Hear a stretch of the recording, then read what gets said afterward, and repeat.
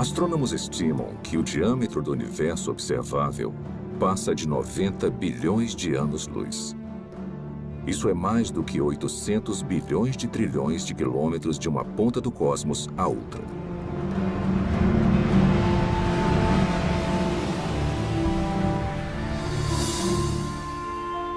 O universo contém pelo menos 170 bilhões de galáxias, com tantas estrelas e planetas que superam em número a quantidade de grãos de areia em todas as praias do mundo.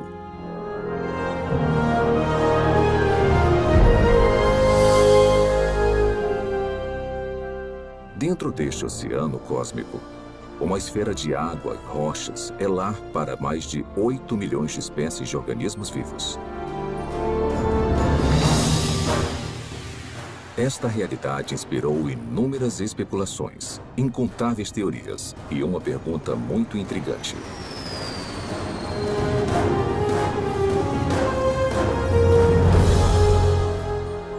Quais são as chances de a vida ter surgido no terceiro planeta depois de um Sol orbitando em um braço espiral da galáxia Via Láctea? Foi simplesmente um golpe de sorte ou haveriam mais aspectos envolvidos além do acaso e das interações aleatórias entre matéria e energia?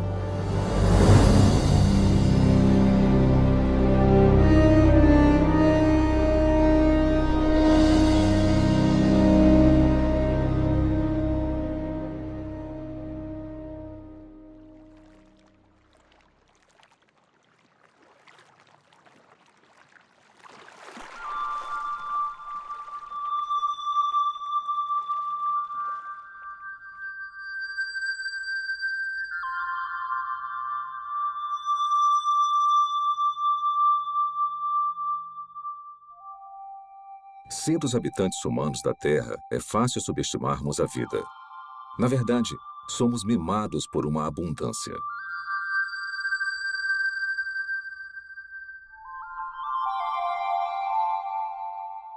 O nosso clima e a nossa geografia suportam uma biosfera que pode ser única no universo. E basicamente não há lugares muito quentes, muito frios ou muito isolados para os organismos vivos prosperarem.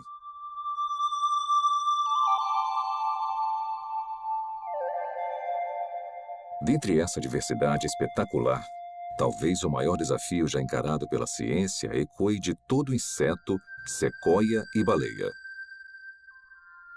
Como a primeira vida passou a existir em um momento em que não havia vida de nenhum tipo? Como surgiu a vida na Terra? Por onde começar? Tem dezenas de teorias.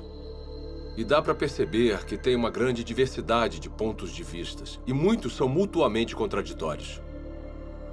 Para começar a tentar decifrar o mistério, você precisa fazer suposições sobre o que deve ter acontecido num passado distante. Não há provas diretas, porque não tinha ninguém lá para testemunhar o evento. E não tem praticamente nenhum registro fóssil. O que nós nunca observamos, são compostos químicos sem vida, formando uma célula. Então, temos um campo de pesquisa em que a ação importante já aconteceu.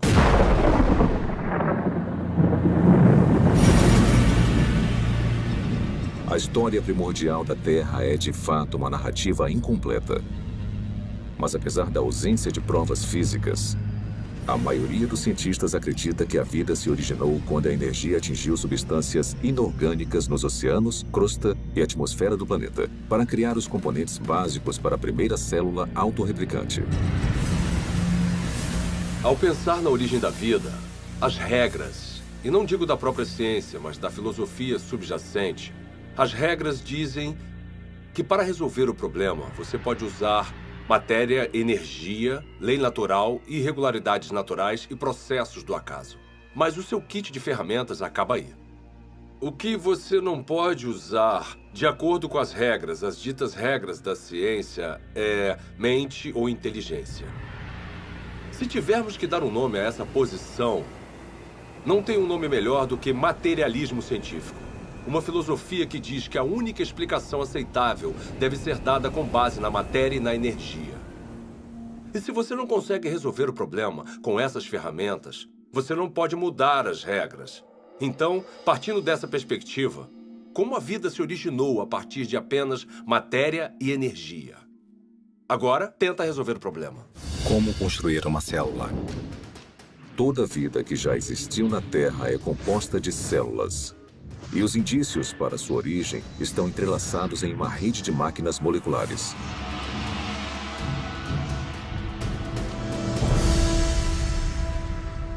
Dentro de uma célula eucarótica moderna, mecanismos biológicos complexos fazem o seu trabalho enquanto estão suspensos em líquido. Não há vida nessas máquinas, mas juntas elas permitem crescimento, movimento, metabolismo e reprodução, as funções vitais da vida.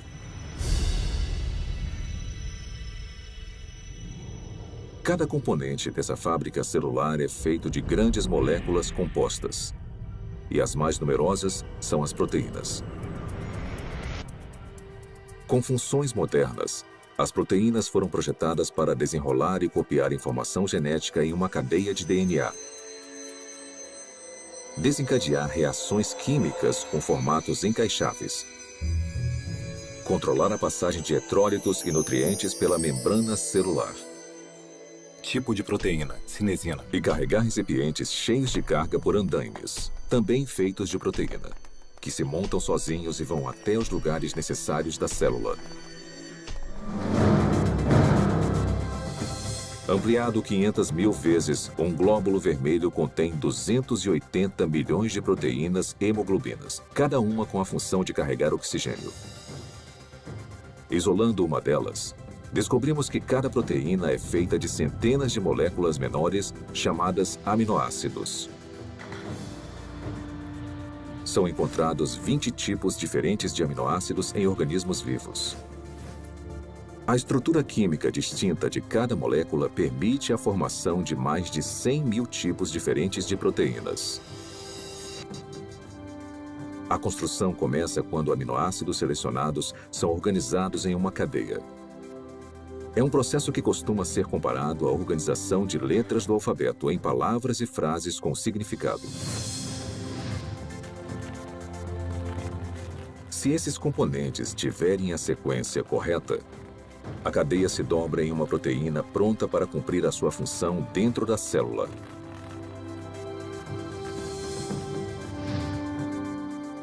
Mas se os aminoácidos forem arranjados na ordem errada, a cadeia não vai se dobrar e eventualmente será destruída.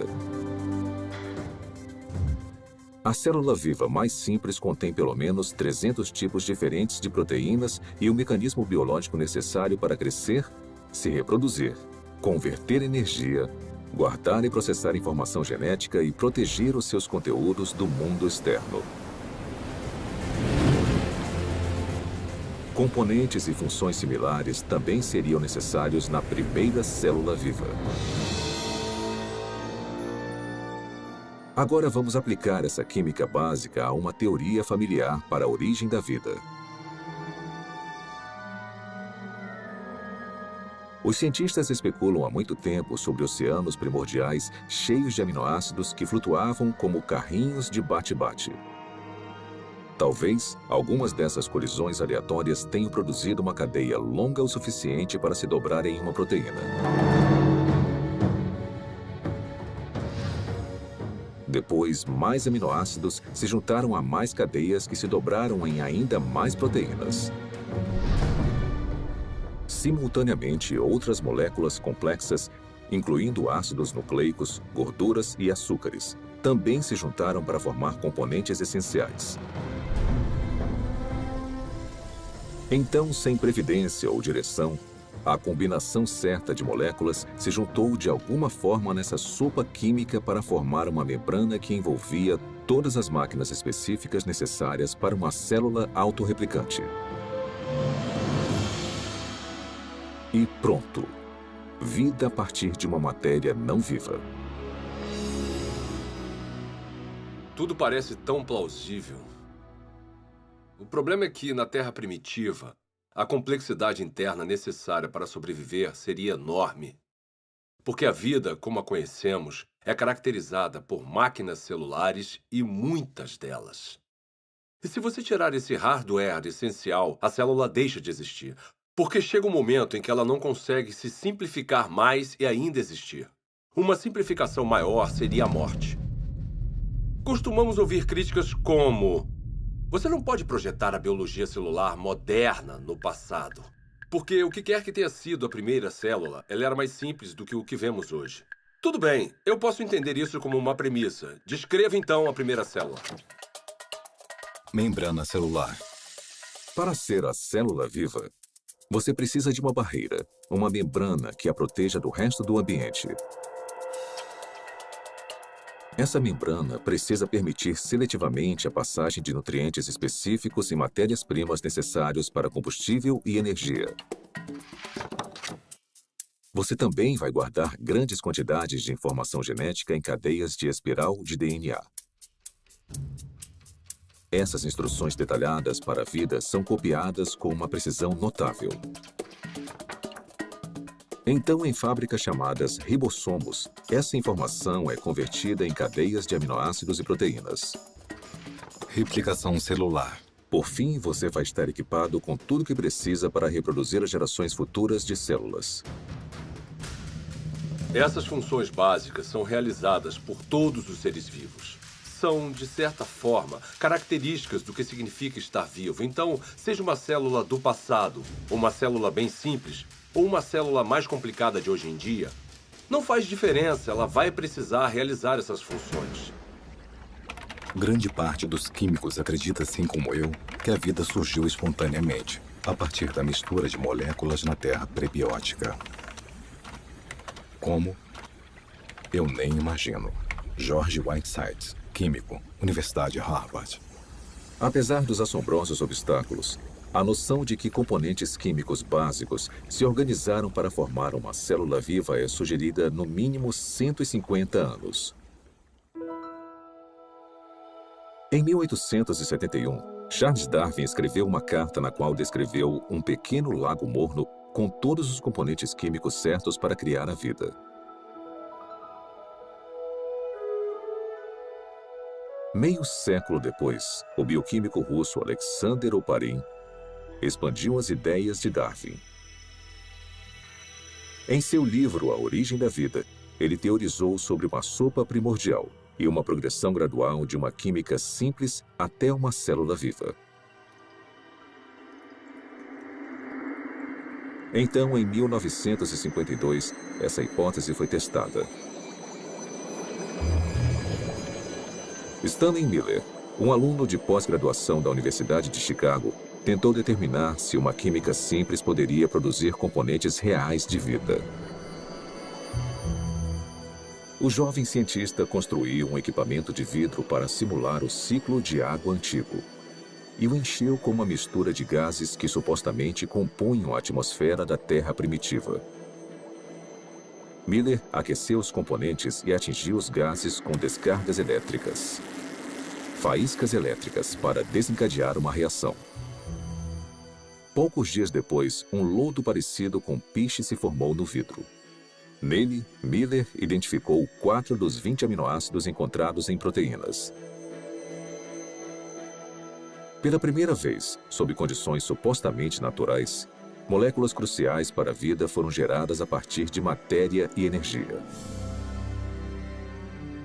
Houve muito alvoroço quando o experimento de Miller foi publicado pela primeira vez, porque parecia ser fácil conseguir os componentes dos seres vivos. E se era fácil conseguir os componentes, talvez não fosse tão difícil transformar esses componentes químicos nas primeiras células vivas. Apesar de sua premissa ser inovadora, o experimento de Stanley Miller logo foi considerado muito falho, pois ele não havia usado os gases corretos, negligenciando o nitrogênio, o dióxido de carbono e o oxigênio, que teriam destruído as moléculas necessárias para a vida na Terra primitiva. Mas apesar dos erros, o trabalho de Miller inspirou outras tentativas de recriar as condições pré-bióticas. Hoje, após décadas de investigações, A esperança de se encontrar uma solução de forma simples e clara já não existe mais. Mesmo assim, as pesquisas sobre a origem da vida continuam por todo o mundo. Sua hipótese essencial de que as células vivas surgiram através da química natural agora é conhecida como evolução química. A evolução química vem com muita bagagem. E se você for levá-la a sério como uma explicação para a origem da vida, com certeza você também precisa levar a sério certas propriedades fundamentais da biologia.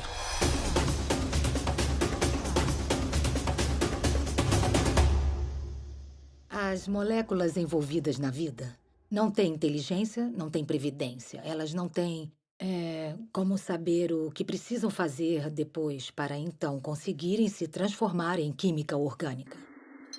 Se eu colocar aminoácidos em um tubo de ensaio no meu laboratório, mesmo se eu esquentar e misturar muito bem, e fizer isso por 100 anos, 1000 anos, 10.000 anos ou 1 milhão de anos, nada aconteceria. Aminoácidos, nucleotídeos, lipídios. Sozinhos, eles não representam a vida. São inertes. Não se reproduzem, não guardam informações. De certa forma, são ingênuos. Eles não acordaram um dia e falaram: "Ei, vamos nos juntar e construir uma célula que consiga se replicar." Isso não aconteceu. A química por si só é indiferente ao fato de algo estar vivo ou morto. A seleção natural não funciona para criar a primeira célula porque a seleção natural não consegue operar em nada a não ser que tenha alguma forma de herdar e monitorar mudanças e de escolher o melhor sobrevivente para avançar. Para ter alguma seleção, são necessárias células. Então, se você quer explicar a origem das células, você não pode usar a seleção. Porque a seleção exige a existência da mesma coisa que você está tentando explicar. A seleção natural tem que funcionar sobre uma célula que tenha um sistema genético e que seja capaz de se reproduzir. Sem isso, a seleção natural é completamente irrelevante. A auto-organização é a ideia de que os componentes químicos podem se organizar sozinhos de forma a se transformarem em objetos ricos em informações e com um propósito. As moléculas e os átomos podem se auto-organizar em um certo sentido. O sal seria um exemplo. No sal, tem íons de sódio e de cloreto.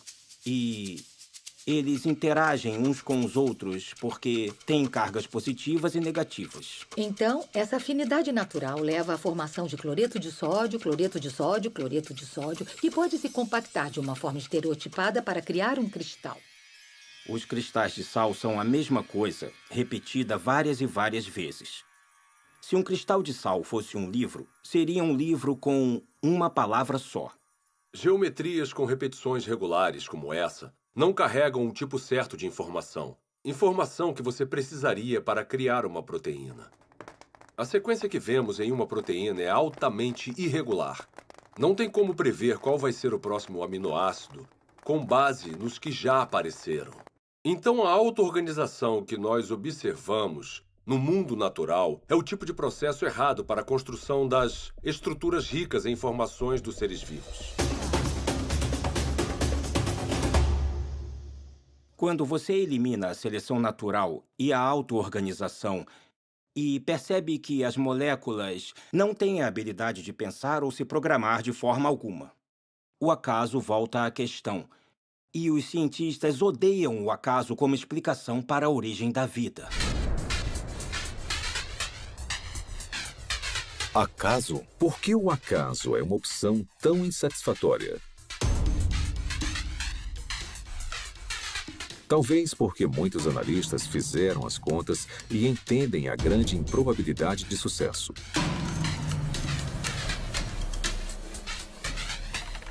O acaso é definido como o elemento desconhecido e imprevisível em qualquer evento que não tenha um motivo atribuível ou orientação de uma lei natural ou de um agente inteligente. Desde o século XVII, uma ferramenta foi utilizada constantemente para prever o resultado de tais eventos. Se chama probabilidade matemática. De forma bem simplificada, é assim que a teoria funciona. Quando você atira uma moeda e escolhe cara, a probabilidade de você acertar é de 50%, ou uma probabilidade de 1 sobre 2. Se atirar 2 moedas, a probabilidade de tirar cara 2 vezes simultâneas é de 1 sobre 4. 3 moedas e 3 caras em uma única tentativa? 1 sobre 8. Sempre que adicionamos mais uma moeda, a probabilidade de sucesso, nesse caso, tirar só cara na mesma jogada, é reduzida exponencialmente por um múltiplo de 2. Então, se 10 moedas forem atiradas, a probabilidade de tirar cara 10 vezes é de 1 sobre 2 elevado à 10ª potência ou menos de uma chance a cada 1000.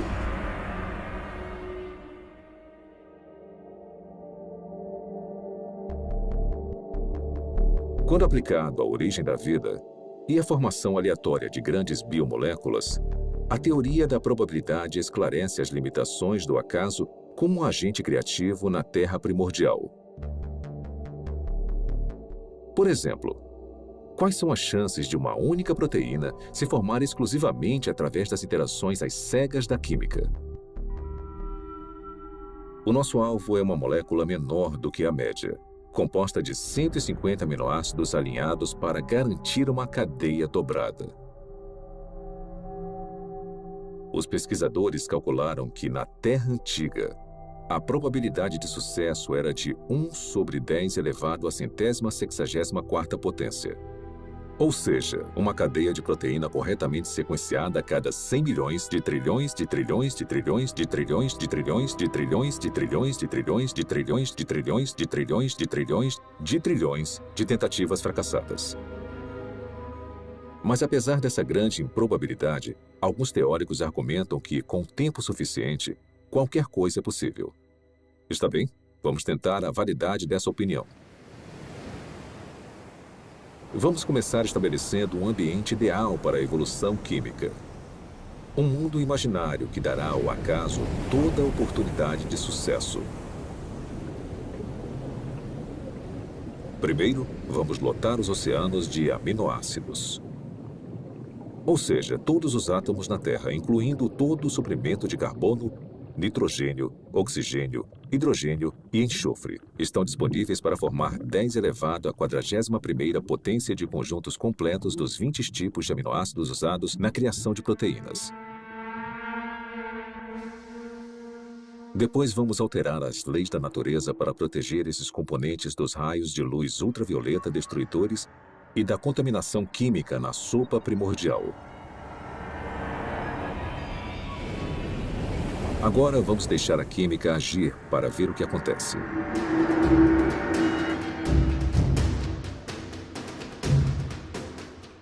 Os aminoácidos começam a se juntar furiosamente. No nosso experimento, uma cadeia inteira com 150 unidades se forma sozinha em apenas 1 segundo. Como os 20 tipos de aminoácidos estão disponíveis, na maioria dos lugares, há uma probabilidade de 5% ou de 1 sobre 20 da molécula correta se alinhar na cadeia. Se a sequência estiver incorreta, a cadeia é destruída imediatamente e se inicia um novo agrupamento. Por todo o planeta, 6 milhões de bilhões de trilhões de trilhões de tentativas vão acontecer a cada minuto.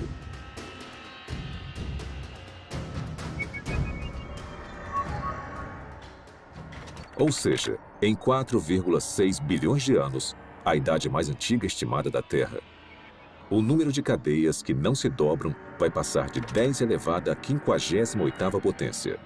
É uma quantidade espantosa, mas não chega nem perto de 10 elevado à 164ª potência. Aproximadamente as tentativas necessárias para se criar uma proteína de 150 aminoácidos por acaso. Então, se a química não direcionada não consegue criar a nossa cobiçada molécula durante toda a história da Terra, quanto tempo teria sido necessário? Para descobrir, vamos fazer um passeio. Vamos começar construindo uma ponte que percorra o diâmetro do universo observável. Uma distância de mais de 90 bilhões de anos-luz. Depois, vamos colocar uma ameba em uma extremidade da ponte. Esse organismo unicelular vai viajar a velocidade espontaneamente de 30 centímetros por ano. Começar. Enquanto esperamos uma proteína se formar por acaso, a ameba se arrasta por mais de 5 bilhões de anos para cruzar todo o universo e depois voltar. Mas esta corrida está só começando. A ameba sai de novo. Consegue chegar à outra extremidade do cosmos e depois volta para casa. Mesmo assim, nenhuma proteína funcional está à vista. Para a próxima viagem, vamos incluir uma carga, um único átomo.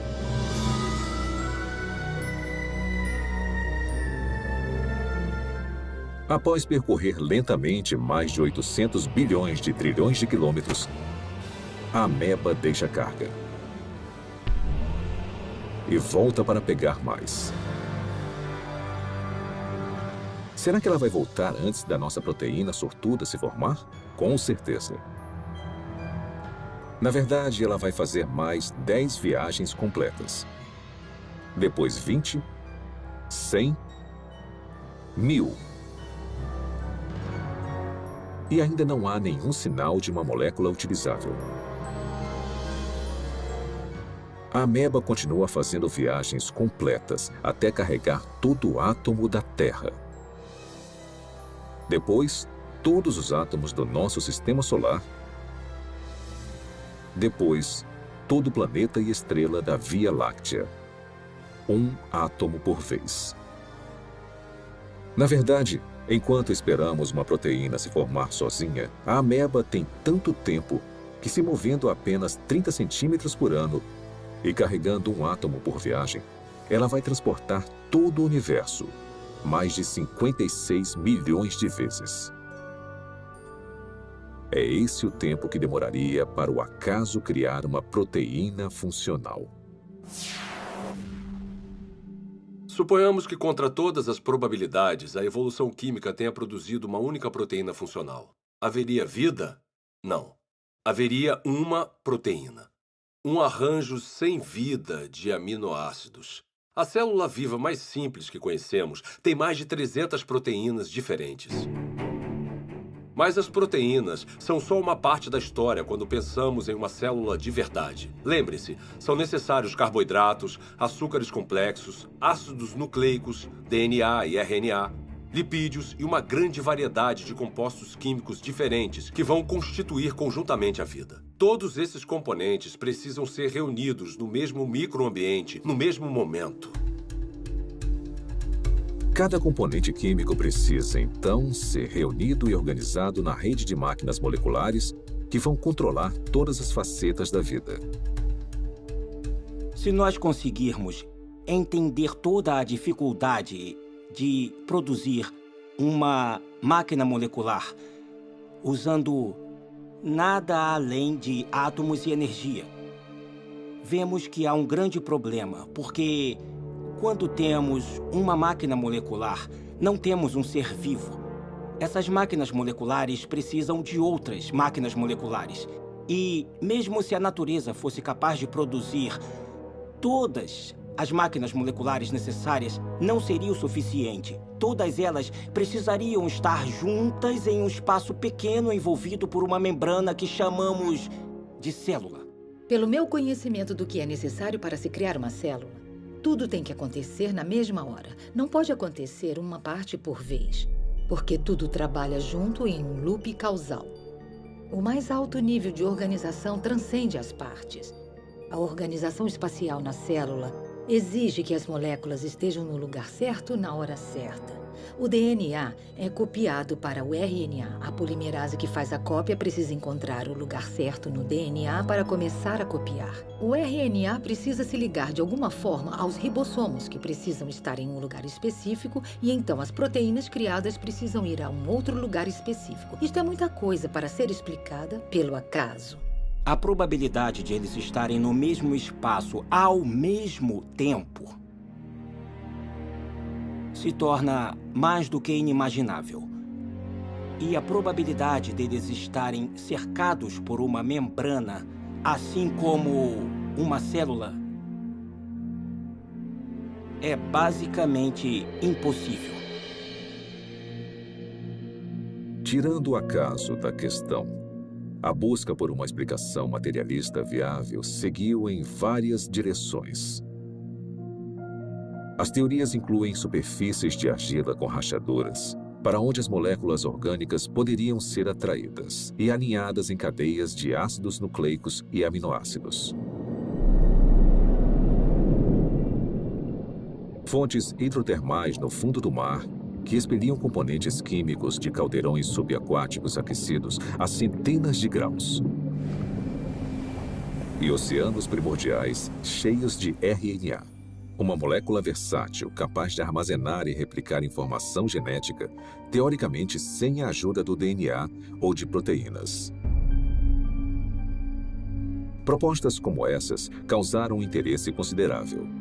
Mesmo assim, todas encaram o mesmo obstáculo que derrubou o acaso: a transformação de componentes sem vida nas biomoléculas complexas da vida. Esse problema fica evidente na hipótese do mundo de RNA. O mundo de RNA é a ideia de que é possível juntar nucleotídeos suficientes para criar uma cadeia longo o suficiente para se autocopiar e, depois de se copiar, fazer a mesma coisa novamente. Os pesquisadores da origem da vida supõem que a primeira vida era composta de nada além de RNA e podia, de alguma forma, criar um mundo mais complexo, onde há proteína e DNA. Ninguém sabe como isso aconteceria. Desde a apresentação do mundo de RNA, a aceitação da teoria aumentou, apesar das várias limitações, inclusive a durabilidade da molécula. Se você apenas olhar para uma molécula de RNA, ela parece se desintegrar. Trabalhar com RNA é extremamente difícil, porque ele é muito delicado. Ele foi criado para ser um depósito temporário de informação. E, em consequência da sua delicadeza, é muito improvável que ele seja útil como algum tipo de ponto de partida para a existência da vida. Então, o RNA não pode preceder a primeira célula porque precisa estar dentro de um ambiente celular para ficar estável, para ser copiado e para ser útil. Hoje em dia, moléculas de RNA são criadas em condições de laboratório. Para muitos bioquímicos, essas cadeias sintéticas de ácidos nucleicos são pelo menos uma confirmação parcial de que a evolução química criou a vida na Terra primordial. Para criar RNA no laboratório, você precisa limpar as superfícies, limpar as pipetas, usar luvas especiais e deixá-lo coberto. E depois torcer para não haver contaminação, porque se houver, o RNA já era.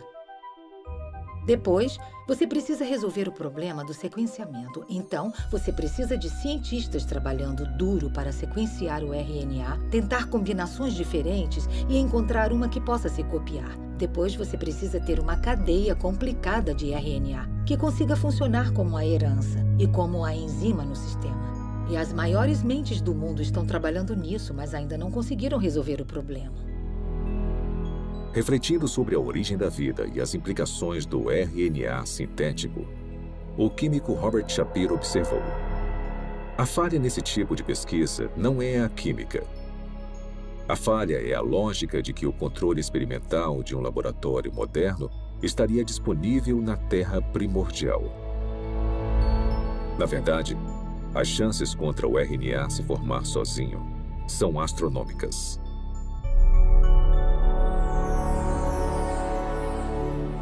Criar RNA em um laboratório exige muita inteligência e premeditação, e planejamento e execução cuidadosos. Então, conseguir a sequência certa.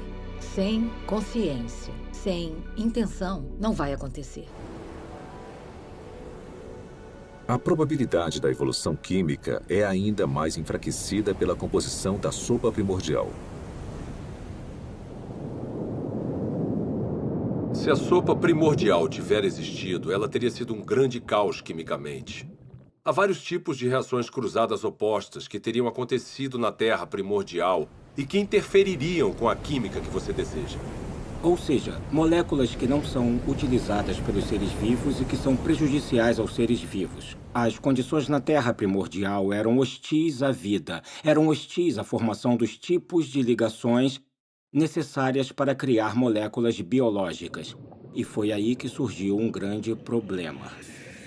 Porque a água quebra as ligações que prendem as proteínas. A água quebra as ligações que prendem os ácidos nucleicos, como o DNA. A água quebra as ligações que prendem polissacarídeos, como o amido e celulose. Então, a origem da vida não pode ter acontecido na água.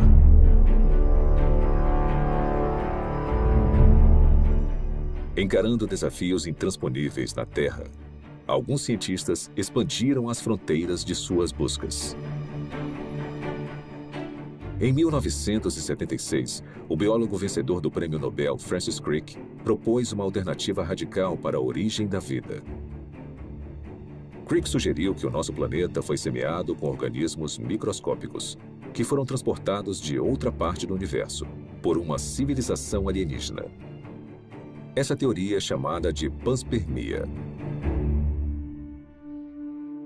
5 anos depois, o físico Fred Hoyle ofereceu uma versão modificada de panspermia, quando teorizou que as cadeias de DNA haviam sido criadas por uma inteligência de uma galáxia distante e se espalharam como sementes de dente de leão em um dia de ventania.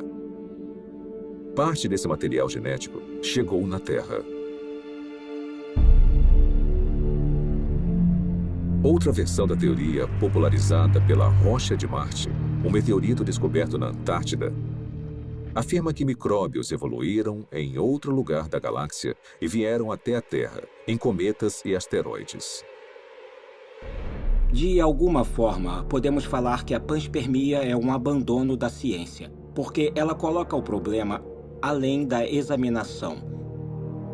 Se a ciência nos diz que a vida provavelmente não começou a existir por conta própria aqui na Terra, então deve ter vindo de outro lugar. Mesmo que pareça um filme de terror ruim dos anos 1950, veio do espaço sideral. Se eu não consigo explicar a vida no planeta Terra, porque, digamos, a atmosfera necessária é geologicamente implausível ou porque eu não consigo a quantidade suficiente de moléculas biologicamente relevantes, esses problemas vão existir em qualquer outro planeta onde postularmos que a vida se originou. Não podemos apagar esses problemas mudando de lugar para outra parte da galáxia. Resumindo, a panspermia não resolve o problema da origem da vida, só o joga para outro local. As falhas da panspermia levaram alguns pesquisadores a uma teoria que vai além da astronomia convencional: o multiverso. De acordo com essa hipótese, o nosso universo não é único. Em vez disso, bilhões ou trilhões de universos foram gerados por um processo natural desconhecido. E conforme as oportunidades aumentaram exponencialmente, as chances impossíveis se tornaram prováveis. Até que, inevitavelmente, com o tempo, a combinação certa de matérias-primas, ambiente, leis da natureza e uma grande dose de sorte produziram as moléculas e máquinas biológicas necessárias para a primeira célula viva.